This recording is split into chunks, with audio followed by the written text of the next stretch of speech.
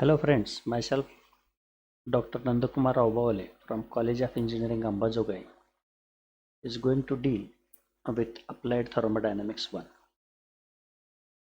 In previous lecture, we have discussed about the types of boilers, low pressure boilers, boiler mountings, boiler accessories, and working of low pressure boiler.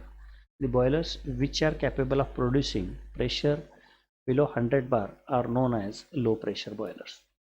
The boilers which are capable of producing steam at pressure more than 100 bar are known as high pressure boilers. So now in this lecture we will be discussing about high pressure boilers.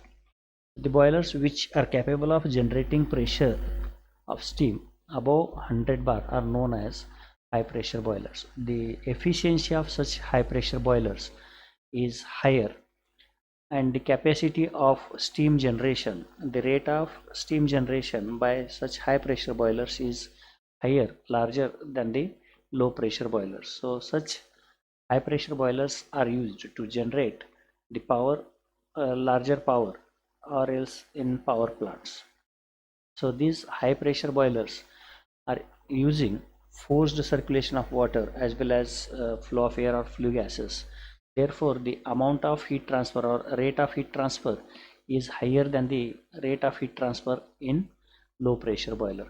Here, the circulation of water is made with the help of a pump. Therefore, it is known as a forced circulation of water. As the circulation of water is made with the help of pump, the tendency of scaling gets reduced, so scale formation is less, and because of a lesser scale formation, the danger of overheating of parts of a boiler or tubes gets reduced, as there is no scale formation. So overheating may not take place because proper heat transfer takes place, and as the no scale formation or less scale is formed, the possibility of leakages also gets reduced. Because of scale formation, there is a chance that the tubes may get punctured. Here there is no chance or less chance of damaging the tubes in the boiler. So the high pressure boilers are one of the steam generators which supply steam at high pressure, high temperature, and high capacity boilers. Coming to the types of high pressure boilers, we will be studying in this lecture 5 high pressure boilers, that is Lamont boiler, Benson boiler, Loeffler boiler, Schmidt-Hartmann boiler, and Velux boiler in detail. So we will be discussing about the capacity, working pressure, temperature, and working principle, advantages and disadvantages of these 5 boilers in detail. So first boiler is a Lamont boiler. We will discuss about this Lamont boiler. So this Lamont boiler is a vertical boiler. It uses forced circulation. It is a high pressure boiler. This boiler is capable of producing steam at the rate of 45 to 50 tons per hour and is capable of supplying the steam at about 120 bar. The steam which is generated by this Lamont boiler is a superheated steam at a temperature of 500 degrees Celsius. So first of all, we will see the components of this Lamont boiler. So this is feed pump. Then this part is known as economizer, where heat from flue gases is recovered by the feed water. Then this part is known as a superheater, where the dry saturated steam is heated above the dry saturation temperature, and this is the convective evaporator, and this is a radiant evaporator, and this portion is known as a combustion chamber, where actually fuel is burned. And this is distributing header, the main pipe through which the water is distributed into different sections. This is a circulating pump, and we can find here superheated steam to prime over. Steam generated is taken out from this end. So this is the part known as a blower. The air from atmosphere is passed through the air preheater in order to extract heat from hot gases, and then this air is supplied to the combustion chamber, and exhaust gases are allowed to pass into the atmosphere from this upper end. Now we will discuss in detail how this Lamont boiler works. So the working principle here we will be studying two loops. So one is the water loop, another is the gas loop. So how the flow path of water is taking place, that we will be discussing in detail. So the water from hot well, which we call as a feed water, is taken by this feed pump and is passed through the economizer, where this feed water gains heat from hot gases which are exhausted to the atmosphere, which are about to exhaust into the atmosphere. Heat transfer takes place from hot gases to the feed water and temperature of water increases, and that water is supplied to this steam separating drum, as it is the device where steam is separated from water and steam is collected at the top surface. So here just the feed water is preliminary heated and is supplied into this steam separating drum. The function of economizer is preheat the feed water and supply into the boiler. So as this water gets collected in this drum, so from this drum the water from drum, which is feed water or water which is supplied, is heated, is taken by this circulating pump and is supplied to this radiant evaporator through distributing header. So what this distributing header is, it is nothing but a main pipe through which the water is supplied into different pipes or different sections, and where this water when enters into the radiant evaporator gains heat by radiation, so which is below this combustion chamber. So heat is absorbed by this water by radiation, and then partially this gets converted into steam, partially wet steam or water. So this water is passed into the convective evaporator. So here the water gets converted into complete dry saturated steam, and then that steam is passed into this steam separating drum. So sometimes if the steam is wet, then also it is passed into the separating drum. So here the steam gets separated from water and the dry saturated steam is collected at the top of this drum. So this dry saturated steam is passed through superheater, and in this superheater heat is absorbed by this dry saturated steam and steam becomes superheated, and that superheated steam is taken for the application to run primer or any other application. Now this is how the water flow path is explained. So now once again we will see water from hot well is taken by feed pump, passed through the economizer. Initially water is preheated and then supplied to the steam separating drum. From steam separating drum, this water is taken by the pump, circulating pump, and passed into the distributing header, which is nothing but a main pipe which distributes water through the different network of pipe, and that is passed through the radiant evaporator. So here water gets evaporated and maybe a wet steam is produced, and that wet steam is passed through the convective evaporator that gets converted into dry saturated steam, and that dry saturated steam is passed into this drum. So this dry saturated steam which is collected at the top of this drum is taken and passed through the superheater, and then this superheated steam is taken for various applications. So this is the flow path of water. So fuel is burned in this combustion chamber. The hot gases coming out of this combustion will move gradually in upward direction, thereby transferring heat by convection into the convective evaporator. Then again the hot gases pass through the superheater by transferring heat to the dry saturated steam. Again the temperature of hot gases gets reduced, and then these hot gases are passed through the economizer, and then hot gases are passed through air preheater. Here this is the device which heats air before supplying to the combustion chamber. So as this is the combustion chamber, for combustion of fuel we need fresh air. So this fresh air, cold air from ambient environment is taken by this blower and is passed through the air preheater, and air is also preheated where heat is recovered from flue gases and exhausted to the atmosphere. Flue gases are exhausted to the atmosphere, and these flue gases are going to impart heat to the fresh air, and this heated air, preheated air, is supplied to the combustion chamber here. So this is how the cold air is heated in the air preheater and then is passed into the combustion chamber. If the cold air is passed into the combustion chamber directly, the temperature of combustion chamber gets reduced suddenly, and the rate, it will hamper on the rate of steam generation.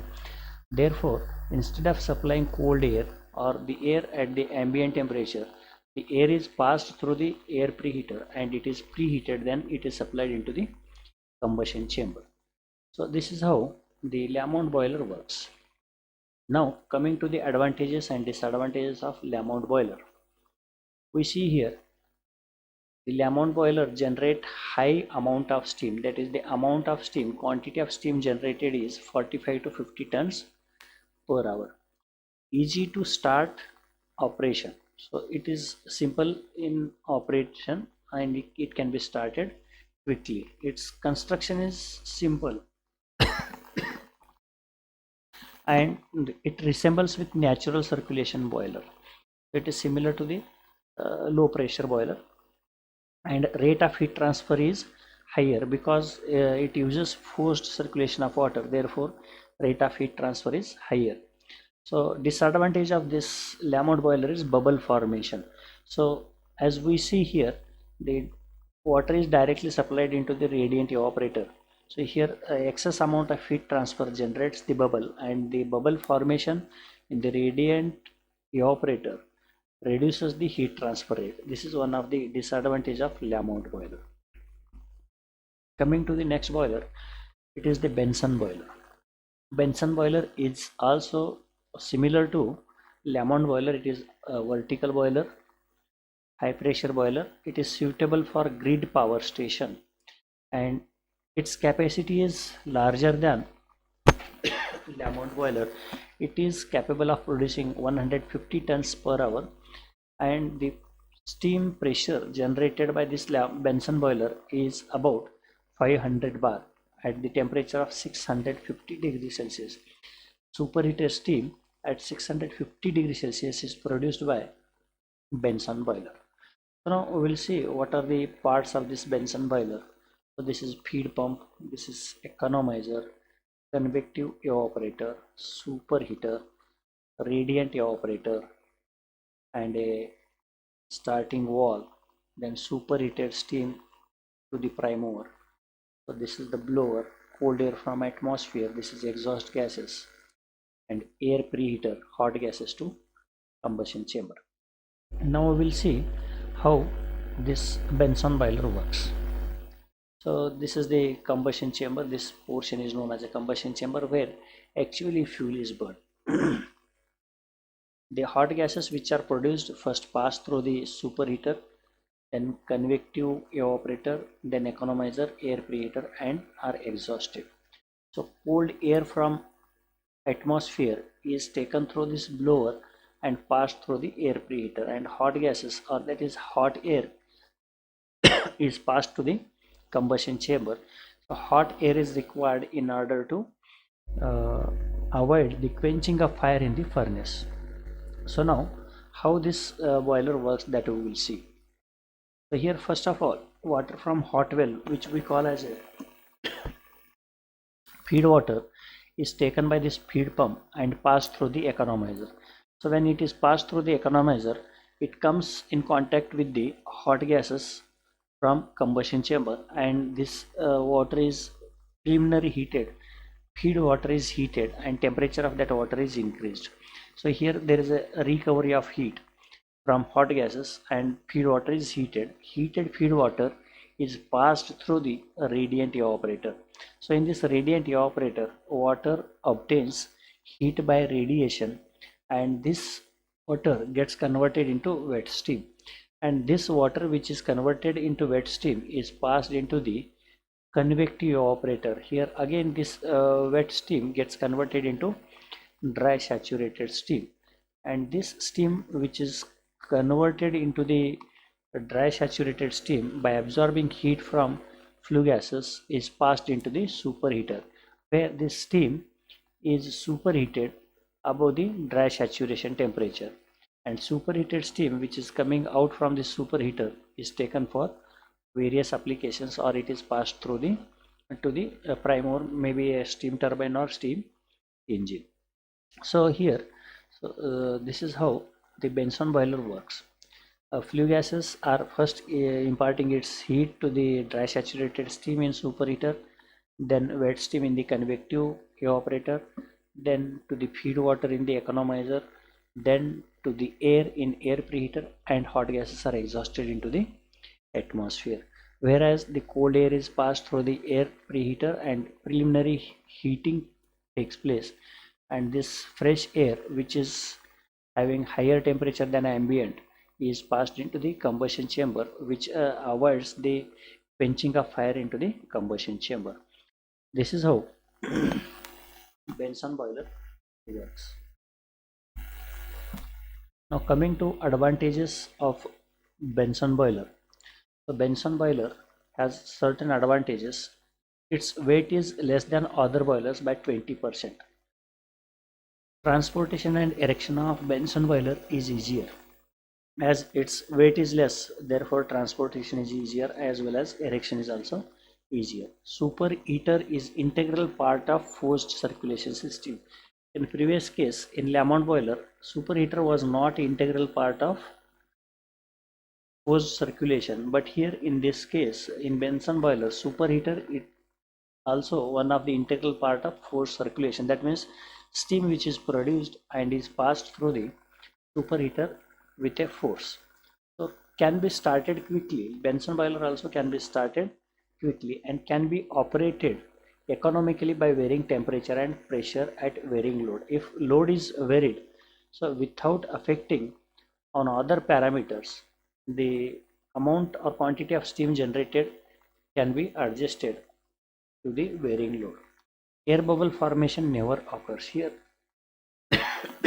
Air bubble formation does not occur because the flow of water is by high pressure, therefore bubble formation is never going to occur. Then blowdown losses are hardly 4% of natural circulation boiler of same capacity. Then disadvantage of this Benson boiler is overheating of tubes is going to take place, because all these tubes are within the boiler cell, and in case of Lamont boiler, superheater is taking steam from separating drum, and here once water enters into the tubes, so until unless it gets converted into superheated steam, it will not come out. So therefore there is a chance of overheating of tube, and not suitable for variable load. So to some extent it is not suitable for variable load, a large variable load we can say. Then next one is Loeffler boiler. So what this Loeffler boiler is? It is suitable for land or sea transport. Capacity of this Loeffler boiler is 94.5 tons per hour, and it is capable of producing 140 to 200 bar pressure, and temperature of steam generated by this Loeffler boiler is 600 degrees Celsius. Now here, what are the parts of this Loeffler boiler we will see. So this is feed pump, steam heater. This is also one more steam heater, high pressure turbine, low pressure turbine. Then this is the combustion chamber. This part is known as a grate. Here stroker is the name. Radiant superheater. Then steam circulating pump. Then mixing nozzle. These are the mixing nozzles. This is the evaporation drum where actually evaporation of steam takes place, and this is feed in, where feed water is supplied into this evaporation drum. And now we'll see how this works. First of all, let us discuss about the flow path of hot gases. So this is the combustion chamber where fuel is burned above this grate. So the hot gases which are produced by combustion of fuel impart heat to the steam in this radiant superheater, and these hot gases are passed into the convective superheater. This part is known as a convective superheater, and then these gases are passed or diverted to steam heater 1, steam heater 2 we can say, and passed over the air preheater, economizer, air preheater, and then exhausted to the atmosphere. This portion we can call as a economizer. So this is name is given here as a steam heater, but it is actually economizer, and this portion is known as a air preheater. Air is preliminarily heated and then supplied to the combustion chamber. So this is how the hot gases are going to flow. First fuel is burned here, hot gases transfer their heat into the radiant superheater, then in convective superheater, then steam heater, and then into the economizer, then air preheater, and exhausted into the atmosphere. Now we will see another component known as evaporation drum. So here this is the different thing as compared with previous two boilers. So evaporation drum is nothing but a drum where the feed water is mixed with the steam, and heating of feed water takes place and it is converted into steam.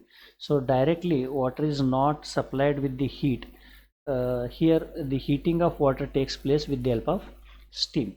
So this is the major difference between previous two boilers and this Loeffler boiler. So how it works that we see. So feed water which is a cold water is taken by feed pump and passed into this economizer. The heat transfer from hot gases takes place to the water, and water is preliminarily heated, and this hot feed water is passed into this evaporation drum. So feed water which is cold is passed into this economizer where heat of gases or flue gases is transferred to the feed water, and then feed water enters into the evaporation drum. So in this evaporation drum the steam is coming from this side, and that steam gets mixed with the water, and this water gets converted into steam. So this steam, part of steam which is produced, is taken by this steam circulating pump. So here there is one minor mistake. This 0.65 is wrong. Here complete steam whatever is produced here is taken by this steam circulating pump. So the amount of steam which is produced here will be a dry saturated or wet steam. Then it is taken by this circulating pump, and this steam is passed into the radiant superheater where steam gets becomes dry saturated or sometimes superheated, and from this radiant superheater this steam is passed into the convective superheater, so where steam gets converted into superheated steam in this convective superheater. So the amount of steam which is coming out, say for example 100%, 100% steam is taken by this circulating pump. Here 0.65 W is written, so here it is 1 W. Say 100% steam is taken and passed through the radiant superheater, gets converted into dry saturated steam, then it is passed into the convective superheater, steam gets converted into superheated steam. 100% steam is superheated steam which is coming out. So when steam is taken out, here out of 100% steam, 35%, 0.35 is taken or passed through the HP turbine, high pressure turbine, and 65% steam is passed to the evaporation drum. Only 35% steam is taken for use here.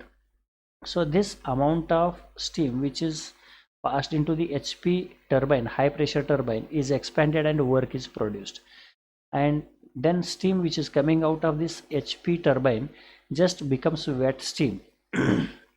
Then it is passed into once again into steam heater, and steam is made again dry saturated or superheated. Sometimes if it is steam coming out of HP turbine is wet, then it is passed into this steam heater where it is becoming dry saturated steam at low pressure, and then it is passed into the LP turbine. Again it is expanded here, work is done by the steam, and then steam is taken or passed to the condenser, where condenser converts the steam into condensate, and that condensate is passed into the hot well, and from hot well again this water is passed into this mechanism. So amount of steam which is taken here is 0.35 or 35%, and 65% steam is reused to convert this water into steam. So this 100%, whatsoever is the amount of steam, 100% is taken from this drum, and then it is passed into the radiant superheater. This cycle repeats. Now what is advantage of this low floor boiler? Here there is a evaporation drum. So in this evaporation drum, using these nozzles are going to distribute this steam into this evaporation drum in this feed water. So here steam generation takes place. So if this feed water contains some amount of impurity, that impurity gets accumulated in this evaporation drum, and those impurities are not passed into the tubes of the boiler. Therefore cleaning of boiler is easier, and pure water enters into the system of this turbine.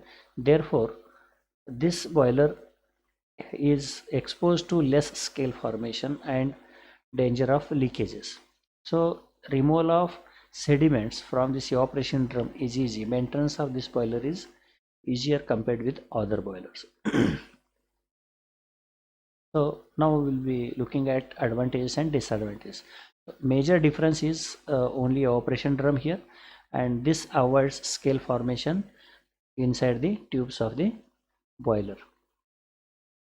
From this evaporation drum we can clean all the sediments or scale formed, or the sediments which are accumulated here can be easily removed, and pure steam is circulated in the system. Coming to the advantages, deposition of salt and sedimentations on inner surface is solved, because the pure steam is passed into the system, and only the sediments or the material or scale formation takes place only in the evaporation drum, which can be cleaned. The steam is generated outside from feed water. That means it is generated in the evaporation drum. Part of superheated steam coming out of the boiler is used to heat feed water. So 65% of heat is recirculated to heat feed water and convert it into steam. Just we have seen here 65% is reused to evaporate the steam, and only 35% is used to generate power. Can carry higher salt concentration water. So in this case, as the use of evaporation drum is there, and there is no risk that the salt will start to form the scale on the inner tube. So here the presence of evaporation drum allows us to use the hard water in the boiler, and this boiler is a compact boiler. So disadvantages, so it is the mistake, it is to be disadvantages. Evaporating drum increases weight and cost of a boiler. So this must be disadvantage. Evaporating drum increases weight and cost. This is the additional part, and because of evaporating drum, weight increases, as well as cost of boiler increases. And formation of bubble reduces heat transfer rate. So again, in evaporating drum, if there is a formation of bubble, that reduces the heat transfer rate in the low floor boiler. So coming to fourth boiler, that is Schmidt-Hartmann boiler. This Schmidt-Hartmann boiler has a capacity to produce 100 tons per hour and the pressure range is 100 bar in primary circuit and 60 bar in secondary circuit. Here the Schmidt-Hartmann boiler uses primary and secondary circuits, and working pressure of primary and secondary circuit is different, that is 100 bar and 60 bar for secondary circuit. So here the temperature of steam produced by a Schmidt-Hartmann boiler is 650 degrees Celsius, and the working principle of this Schmidt Hartmann boiler is just like a electrical transformer. So in case of electrical transformer, we find a primary coil and secondary coil. So here Schmidt Hartmann boiler is also having primary and secondary coils or loops. So how this boiler works, that we will be discussing in detail now. So now we will see the first components, then primary circuit and then secondary circuit. So this is the boiler where combustion chamber is placed at the bottom. Then this is a primary evaporator.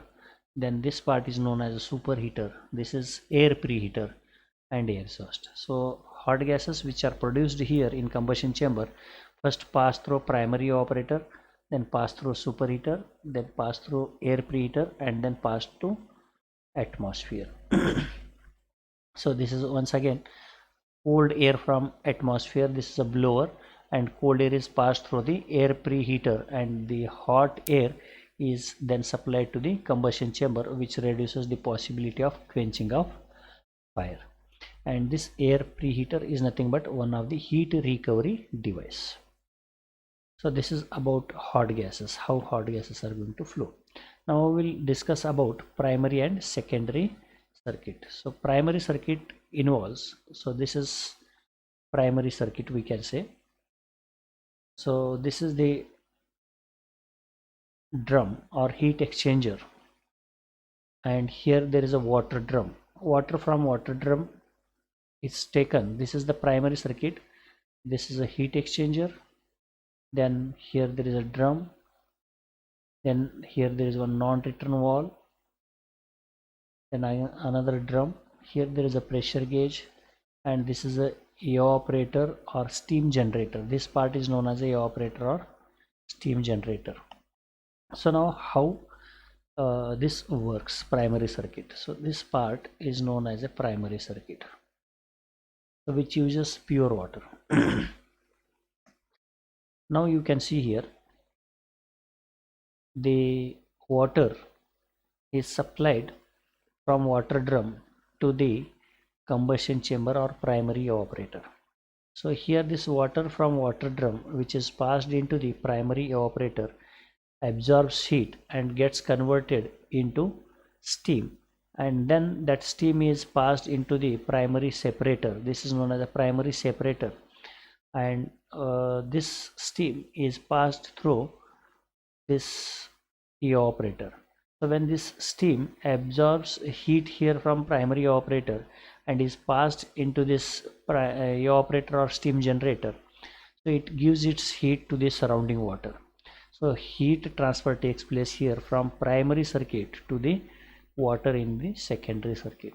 Again this steam is condensed and then it is passed into this feed preheater, and then it is collected into the water drum. Again this water is circulated into the primary evaporator, is converted into steam, then it is passed into the primary separator. Steam is then passed into the evaporator or steam generator, where heat is transferred to the water. So this is how the water in primary circuit is absorbing heat in primary evaporator. It carries heat produced by combustion of fuel into the steam generator, imparts heat to the water in the secondary circuit. Again that gets converted into liquid, and that hot water is just giving heat to the feed water. Again it is collected into the drum. So this loop is nothing but primary circuit. Now actual generation of steam is going to take place in secondary. So the pressure of steam which is produced in this primary circuit is about 100 bar. So now we will discuss about secondary circuit. So this is hot well. From hot well, feed water is supplied with the help of feed pump into the economizer. This part we can call as a economizer. It is actually here written as feed preheater. Generally we call it as a economizer. Water gets heated in this by exchanging heat or absorbing heat from this steam or water condensed, and then this feed water is supplied into this evaporator, drum or generator. So this feed water in this secondary circuit enters into this steam generator and gets converted into steam. A dry saturated steam is then passed through this secondary coil into the superheater, and this steam, when it's passed into the superheater, gets converted into superheated steam, and then superheated steam is taken for various applications. So here fuel is burned, hot gases are going to impart heat to the water in primary circuit, then hot gases pass into the superheater and transfer heat to the dry saturated steam and convert into superheated steam. Then the hot gases pass into the air preheater, air is heated and then gases are exhausted. Then hot air is supplied into the combustion chamber. So this is how it contains two circuits, primary circuit and secondary circuit, where the water from primary circuit is not mixed with the water in secondary circuit. Here there is one non-return valve supplied.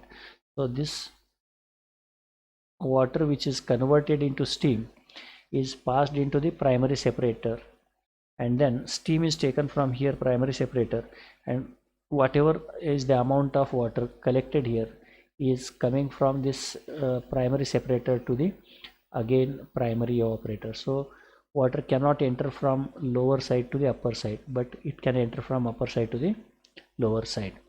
So this is a non-return valve.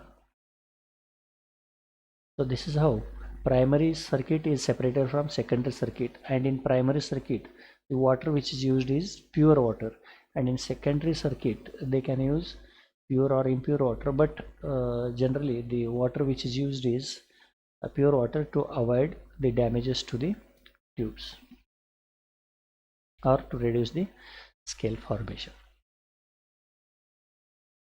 Coming to the advantages of Schmidt-Hartmann boiler: rare chance of overheating or burning, as the flow of water takes place through the evaporator with a force, therefore overheating or burning problem is avoided. Highly heated components of primary circuit, so secondary circuit is not exposed to the high temperature, whereas primary circuit is exposed to the high temperature. No danger of salt deposition.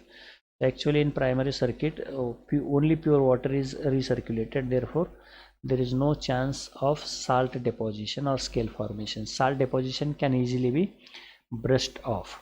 And fluctuations of load are easily taken. Here load fluctuation can be compensated easily without increase in pressure of primary circuit. So without affecting pressure of steam generated in primary circuit, the load fluctuations can be handled. Then high thermal and water capacity of the boiler, so it has got higher heat transfer rate as well as higher water capacity. No chance of interruption to circulation of water. So only pure water is supplied into this primary circuit, and because of pure water there will not be any scale formation or less damages to the primary circuit, and there will not be interruption to the circulation of water due to high thermal and water capacity. This is because of high thermal and water capacity, because large quantity of water is handled. Now coming to last boiler, Velox boiler. So this is one of the high pressure boiler, is having capacity to produce 100 tons. Now how this boiler works, what are the parts of this boiler that we will be looking at. So here in this boiler, this is a fuel tank, fuel pump, and this is a combustion chamber. This part is known as a nozzle. So here this is the place where fuel is burnt. Now feed water tank, feed water is here, then feed water is supplied or passed into the economizer. So this is part known as economizer. The preheated water is passed into this steam separator. In this steam separator, dry saturated steam is collected at the top and water is collected at the bottom, and this water which is collected in this steam separator is passed with the help of a pump into the water jacket around the combustion chamber. So this is a combustion chamber and these are the water jackets provided around this combustion chamber. And this is a superheater. This part is known as a superheater. Now we see how this works. Fuel from fuel tank is supplied by feed pump into the combustion chamber and fuel is burned in this combustion chamber. So heat produced in this combustion chamber is imparted to the water in the water jacket around this combustion chamber. So this water gets converted into steam and then gets collected into this steam separator. So steam which is produced here is taken out from this upper line and that dry saturated steam is passed into this superheater. So flue gases or hot gases which are imparting heat to the water are then passed into this superheater and this dry saturated steam is superheated in steam and then that steam hot gases are exhausted into the atmosphere from this superheater through this turbine. So here these hot gases which are imparting heat to the steam, the hot gases are passed through the gas turbine. Again these gases are expanded in this gas turbine and then hot gases are passed into this economizer and then to the atmosphere. So here hot gases first are passed into the superheater, then passed into the gas turbine where work is produced in this gas turbine, and by using this gas turbine a compressor is operated. So this compressor is going to compress the air and this compressed air is supplied into the combustion chamber for complete combustion of fuel. So this is using a compressed air for burning the fuel. So the large quantity of air is supplied with the help of compressor and that compressed air is supplied into the combustion chamber so that the complete combustion of fuel will take place, and those gases after expanding from this gas turbine are passed into the economizer where these hot gases are going to exchange heat with the feed water and lastly the hot gases are exhausted to the atmosphere. So this is how this Velox boiler works. Once again, if we want to see, fuel from fuel tank is supplied with the help of feed pump into the combustion chamber. Here combustion of fuel takes place and the heat is produced. Now the hot gases are passed into this superheater. So first of all hot gases exchange their heat with the water into the water jacket around this combustion chamber. So this is a combustion chamber. Around this combustion chamber there will be water. So heat is supplied from this combustion chamber to the water, and after that these hot gases are passed into the superheater and then by transferring heat to the dry saturated steam the hot gases are passed into the gas turbine and expanded. Here work is produced. That work produced by gas turbine is used to run this compressor. Then the hot gases after expansion are passed into the economizer where the feed water is heated and then hot gases are exhausted. Now here the work produced by this turbine is consumed by compressor and this compressor is going to compress air and this air is supplied into the combustion chamber. So compressed air which is supplied into the combustion chamber helps in combustion of fuel. So here one thing is achieved. The heat transfer rate is larger as the velocity of gases is increased about the velocity of sound. The rate of heat transfer is enhanced. So velocity of hot gases is increased with the help of this compressed air and combustion of fuel takes place properly, as well as the high velocity gases, velocity of hot gases is about the velocity of sound, therefore the rate of heat transfer also gets enhanced. And here the feed water which is collected in the water tank or hot well is supplied with the help of feed pump into the economizer where cold feed water gets converted into hot feed water and then it is passed into the steam separator, and here this cold water is circulated into the water jacket around the combustion chamber and then it gets converted into steam, and that steam is passed into the steam separator and dry saturated steam coming out of this steam separator is passed into the superheater, and this steam which is superheated is taken out for various purposes or for applications. What are the advantages of Velox boiler that we see? Advantages of Velox boiler: it is a compact and require very less space, can be started quickly and easily, has good flexibility, high thermal efficiency about 90 to 95%. As the hot gases velocity is increased, the velocity of water is also increased. The velocity of hot gases is about the velocity of sound, therefore rate of heat transfer is high. Excess air is required as pressurized air is used here. Problem of draught is simplified because the compressed air is forcing hot gases to move out, and because of that draught is not the problematic for this Velox boiler. Coming to the next aspect, the qualities of a good boiler. So to which boiler we can say it is a good boiler? A boiler which is capable to generate steam at required pressure and in required quantity quickly is a good boiler. So if a boiler is not capable of producing steam at the required pressure and in required quantity, and that too quickly, is not a good boiler.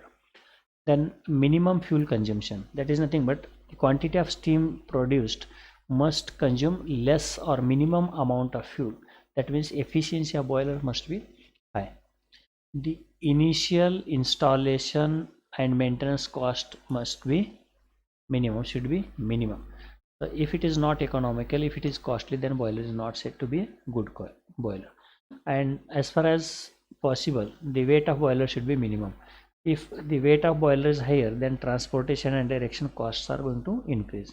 The boilers which we install should occupy